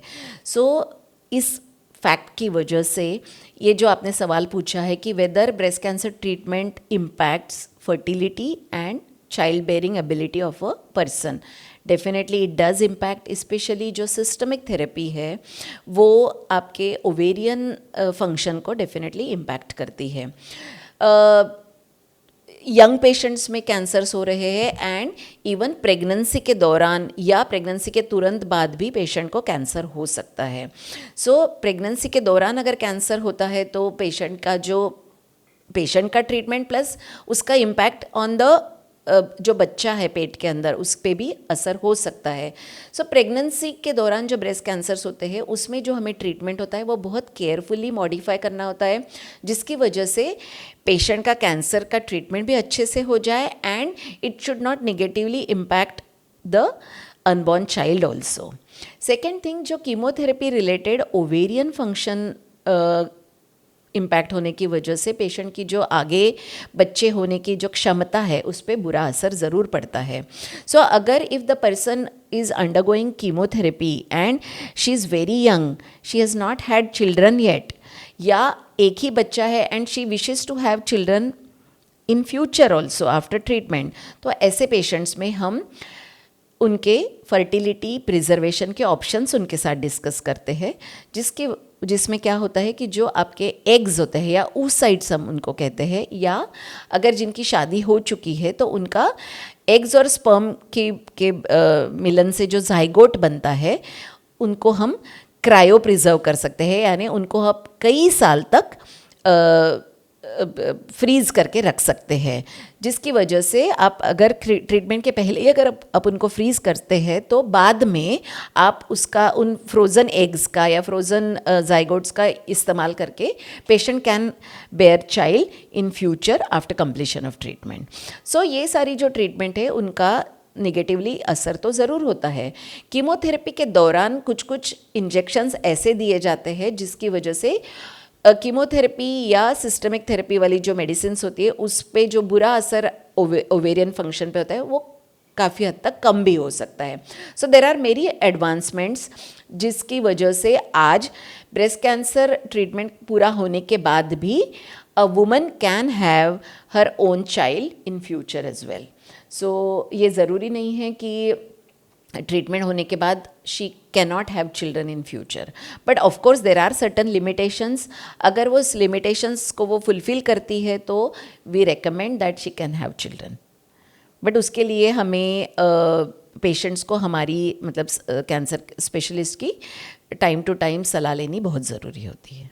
मैम, ब्रेस्ट कैंसर में हमें बहुत सारे मिथ्स सुनने को मिलते हैं और हमने हमारे पॉडकास्ट के स्टार्टिंग में हमारे व्यूअर्स को बताया था कि आज हम मिथ्स को भी जानेंगे जो हमें और लोगों को स्पेशली डिसीजन लेने से रोकते हैं। तो आप प्लीज़ हमें एक छोटा ब्रीफ दीजिए, क्या हो सकते हैं ये मिथ्स और इनका हमें कितना हद तक हमें इन पे रिलाई करना चाहिए। सो ये ना मैं बहुत देर से मैं बोलना चाह रही थी कि ये सारे मिसकंसेप्शंस जो है ब्रेस्ट कैंसर से रिलेटेड, इसकी वजह से ही हमारे देश में प्रॉब्लम ये हो रही है कि पेशेंट्स मतलब प्रॉब्लम महसूस करते हैं लेकिन तुरंत आते नहीं हैं। And the major important myth is related to the treatment. उनको लगता है कि अगर ब्रेस्ट कैंसर हुआ है तो ब्रेस्ट हमेशा खोना ही पड़ेगा। हमने ये कहा कि ब्रेस्ट कैंसर आज इतने एडवांस ट्रीटमेंट स्टेज में पहुंच चुका है कि majority of the women can have breast conservation surgery.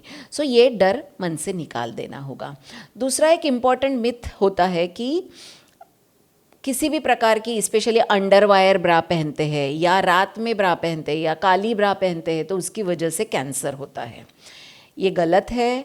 कोई भी ब्रा का पहनना ना पहनना, किसी भी टाइप का ब्रा पहनना, इससे ब्रेस्ट कैंसर के रिस्क में कोई उसका वो नहीं है, एसोसिएशन नहीं है।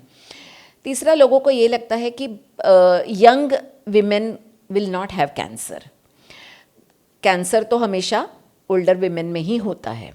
हमने पहले शुरू में ही देखा कि आज many young women are getting affected by breast cancer. So ये भी सोच गलत है। लोगों को ये भी लगता है कि main do not have breast cancer. हाँ, ये ज़रूर है कि फीमेल्स और मेल्स के जो ब्रेस्ट कैंसर की रिस्क में काफ़ी अंतर है। यानी मैं कहूँगी कि compared to the females, men have 1% risk of having breast cancer, but yes, men also have breast cancer. उनको भी हो सकता है। एक और मिथ होता है खान पान से रिलेटेड। स्पेशली लोगों को लगता है कि जो दूध आजकल आ रहा है उसकी लेने की वजह से ब्रेस्ट कैंसर बढ़ रहा है या सोया प्रोडक्ट लेने की वजह से ब्रेस्ट कैंसर हो रहा है। So let me tell you, ये कुछ स्टडीज़ है लेकिन कोई भी ऐसी साइंटिफिक स्टडी नहीं हुई है which is actually linking the association between कोई particular diet and development of breast cancer.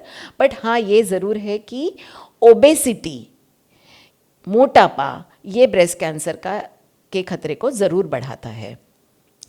फिर कुछ परफ्यूम के या आप जो डिओड्रेंट यूज़ करते हैं उसके यूज़ से भी ब्रेस्ट कैंसर का रिस्क लोग जोड़ देते हैं, बट ऐसा नहीं है। कोई भी ऐसी साइंटिफिक स्टडी नहीं हुई है या प्रूव नहीं हुआ है कि कोई डिओड्रेंट के यूज़ से आप ब्रेस्ट कैंसर के आपके रिस्क को बढ़ाते हो। So these are some of the misconceptions which are very relevant in today's times, but ये दूर करना I think it's my goal or my passion in my life. So wherever possible, I try to educate women and men as well कि ये misconcepts दूर कर दें। Okay ma'am, जब लोगों में ऐसी एक भावना है कि कफ हो गया, हमें फीवर हो गया, नेचुरल रेमेडीज़ गूगल कर लेते हैं। ज़्यादा से ज़्यादा लोग चाहते हैं कि हम घर पे ही ठीक हो जाएं। तो मैं ये कहना चाहूँगी कि हाल ही में हमने एक वीडियो वायरल हुआ था जिसमें हमें पता चला कि नेचुरल रेमेडीज़ से भी ब्रेस्ट कैंसर ट्रीट हो सकता है। तो ये कितना बड़ा मिथ है, प्लीज़ ये क्लियर कीजिए। सो नेचुरल रेमेडीज़ से कोई भी कैंसर ठीक हो सकता है, ये सोच बिल्कुल गलत है। नेचुरल रेमेडीज़ का डेफिनेटली आपका हेल्प या उसका रोल आपके कैंसर ट्रीटमेंट में ये ज़रूर होता है कि कुछ ऐसे नेचुरल रेमेडीज़ है, स्पेशली टर्मरिक का इस्तेमाल या कोई एंटीऑक्सीडेंट्स जो फूड ऐसे होते हैं जिनकी वजह से आपका कैंसर के ट्रीटमेंट के दौरान आपकी इम्यूनिटी बढ़ सकती है या आपका जो कैंसर का ट्रीटमेंट का जो टॉलरेंस है वो बेटर हो सकता है। बट अगर कोई ये समझ रहा है कि केवल घरेलू नुस्खों से मैं अपना पूरा कैंसर का इलाज कर सकती हूँ या कर सकता हूँ, तो ये सोच गलत है। ये बहुत ज़रूरी जानकारी आपने हमें बताई है। तो जो लोग अगर चाह रहे हैं कि हमारे जो पेशेंट हैं वो घर पे ही ठीक हो जाएं, ये गलत है। डॉक्टर के पास जाना, सही सलाह और सही ट्रीटमेंट लेना बहुत। एब्सोल्युटली, एब्सोल्युटली, बहुत पते की बात आपने कही है स्नेहा कि कैंसर का इलाज आप घर पे बैठे बैठे नहीं कर सकते हैं, उसके लिए आपको हॉस्पिटल में आना और सही हॉस्पिटल में सही डॉक्टर के पास पहुंचना बहुत ज़रूरी है। That's correct ma'am. मैम मेरे सामने एक बहुत ही रिनाउंड ब्रेस्ट कैंसर सर्जन बैठी हैं और आप अपनी डेली लाइफ में इतने सारे पेशेंट्स को हैंडल करते हैं, तो आपकी लाइफ में ऐसा कौन सा एक बेस्ट सर्वाइवर रहा है जिसकी स्टोरी आप हमसे शेयर करना चाहती हैं? सो मेरे सारे पेशेंट्स या जिनका मैंने ट्रीटमेंट किया है या फॉर दैट मैटर जिनको मैं मेरे डे टू डे लाइफ में मिलती हूँ, चाहे मैंने उनका ट्रीटमेंट किया है या नहीं किया है, मैं उनके डे टू डे इंटरेक्शन से बहुत सीखती हूँ। सारे पेशेंट्स मेरे लिए एक चैम्पियन के रूप में मेरे सामने आते हैं और उनकी जो रेजिलियंस है, उनका जो फाइटिंग स्पिरिट है, उससे मैं सच में डेली बहुत इंस्पायर होती हूँ। मेरे सामने बहुत सारी इंस्पायरिंग स्टोरीज़ है जिनको मैंने फेस टू फेस देखा हुआ है और आज सारे पेशेंट जो ट्रीटमेंट करके एक अपनी सक्सेसफुल ज़िंदगी जी रहे हैं, ऐसे अनेक उदाहरण मेरे सामने हैं। बट इतना सारा मैं बताना अगर चाहूँगी तो पता नहीं पूरी रात हो जाएगी, बट एक स्टोरी मैं ज़रूर आपके साथ शेयर करना चाहूँगी।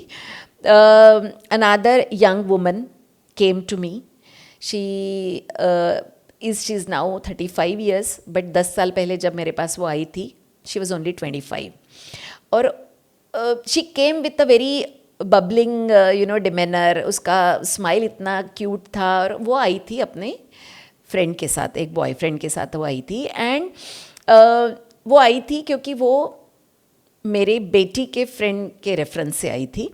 एंड शी सेड कि आंटी मैं आपके पास आई हूँ, मेरे ना एक ब्रेस्ट में गांठ है, मुझे किसी ने आपका रेफरेंस दिया इसलिए मैं आई हूँ। और she introduced her boyfriend and she said कि मैं ना अभी अगले महीने में इसकी मेरी शादी होने वाली है। तो I was very happy to hear that. लेकिन मैंने जब उनको एग्ज़ामिन किया तो मेरे मन में थोड़ा सा एकदम 2 मिनट के लिए मैं नर्वस हो गई, बिकॉज़ जो गांठ लेके वो आई थी दैट लुक्ड वेरी सस्पिशियस। मैं एक्चुअली दुविधा में पड़ गई कि ये इतनी बबली और इतनी एंथुजियास्टिक लड़की है and both of them were working as software engineers. तो उन्होंने रिसेंटली कोई बड़े सॉफ्टवेयर फर्म में जॉब भी ज्वाइन करी हुई थी।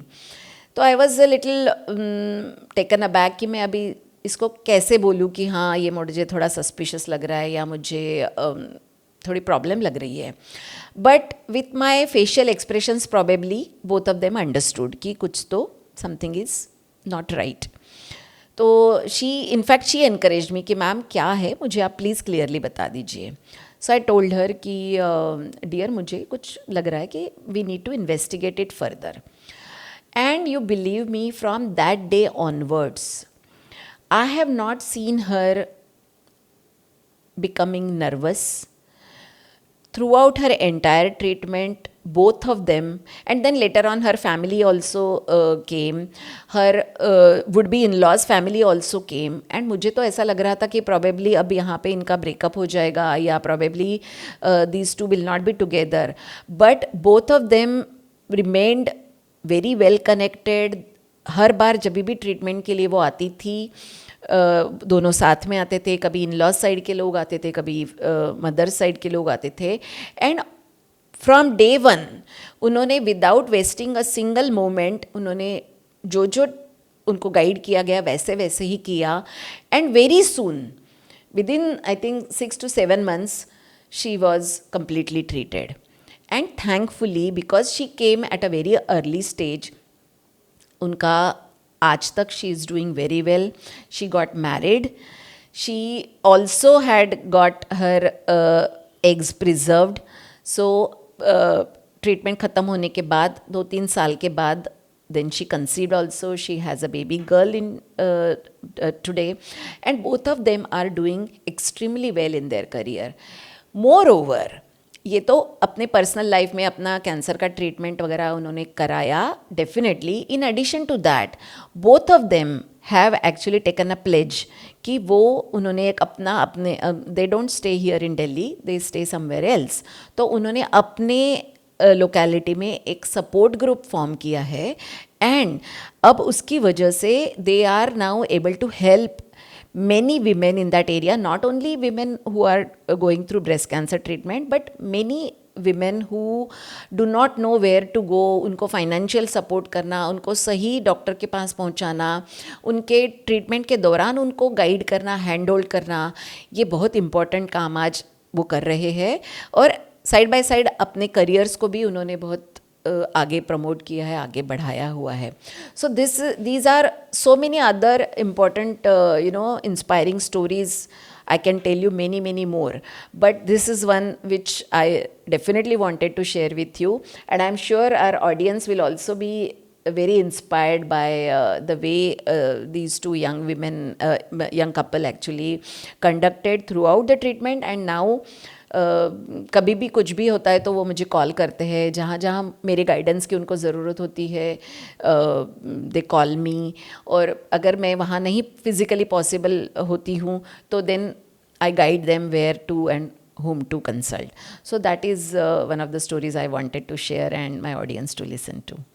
मैम, पहले के ज़माने में ओल्डर डेज़ में हम देखते थे कि जब ब्रेस्ट कैंसर या कोई भी तरह का कैंसर होता है तो बहुत सारे ट्रीटमेंट्स नहीं अवेलेबल थे या बहुत सारी रिसर्च नहीं थी, एडवांसमेंट नहीं थी ट्रीटमेंट में. बट अब जबकि हमारी कंट्री इतना प्रोग्रेस कर रही है, तो आप क्या हमें बताएंगे कि नए रिसर्च क्या है ब्रेस्ट कैंसर सर्जरी में? सो आई थिंक ब्रेस्ट कैंसर ये एक ऐसा कैंसर है जहाँ पे रिसेंट जो ट्रीटमेंट एडवांसमेंट्स है उसका इम्पैक्ट पेशेंट के लाइफ पे सबसे ज़्यादा पड़ा है. और आज इतने नए नए क्लिनिकल ट्रायल्स चल रहे हैं जिसकी वजह से हम पेशेंट को कैसे बेस्ट तरीके से ट्रीट कर पाए इस पे रिसर्च हो रहा है. पहले हम केवल कैंसर ट्रीटमेंट पे फोकस करते थे, आज हम कैंसर के ट्रीटमेंट के साथ साथ पेशेंट की क्वालिटी ऑफ लाइफ पे भी ज़्यादा फोकस करते हैं. और इसी बात को लेके बहुत सारा ऑनगोइंग रिसर्च चल रहा है. सर्जरी, स्पेशली सर्जिकल फील्ड में अगर हम देखें तो सर्जरी का जो एक्सटेंट है वो कितना मिनिमली आप कर सकते हैं, जिसकी वजह से आप कितना इफ़ेक्टिवली आप सर्जरी कर सकते हैं. That is the focus of surgical trials in today's times. यानी अगर एक पेशेंट का कैंसर का ट्रीटमेंट मुझे करना है तो मिनिमम से मिनिमम एरिया निकाल के मैं कितना मैक्सिमम उसको कैंसर की सेफ्टी दे सकती हूँ, आज उस बात पे ज़्यादा फोकस है. ट्रीटमेंट के रिलेटेड जो साइड इफ़ेक्ट्स है उसको कितना हद तक हम कम कर सकते हैं, उस रिलेटेड भी काफ़ी ट्रायल्स और रिसर्च चल रहा है.